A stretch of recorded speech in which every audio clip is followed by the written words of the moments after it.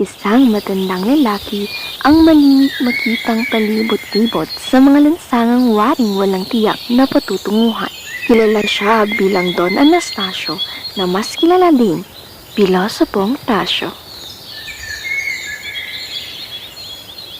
Isang hapon iyon ay may nagbabantang sigwa. Matatalim na kidlat ang gumuhit sa langit. Nalimutan na niya ang mahiwagang pagkahulan ng maputing bungo ng kanyang mahal na asawa. Di na masaya kayo, Don Anastasio. May balak pa yata kayong maligo. Higit doon ang hinihintay ko kapag kumukuhit ang matatalim na kidlat at kulong na maaring pumatay ng mga tao at makasunog ng bahay. Bakit hindi niyo pa hilinging magunaw ang mundo? Makabubuti nga ito sa lahat, sa inyo at sa akin. Inungkahi ko sa bawat kagtang bumili ng panghuli ng kulong.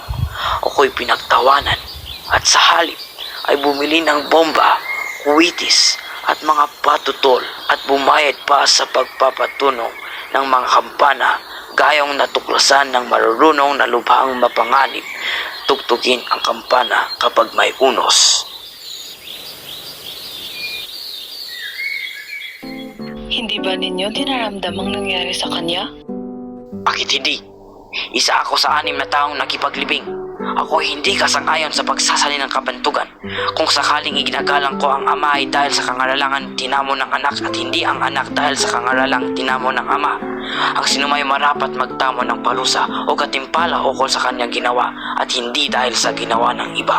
Umindig si Mang Tasyo at maya-maya'y nanaog at tinungo ang lansangan kahit hindi tumitila ang ulan. Matatalim na kidlat at papalakas na sigwa ang sumasalubong sa kanya.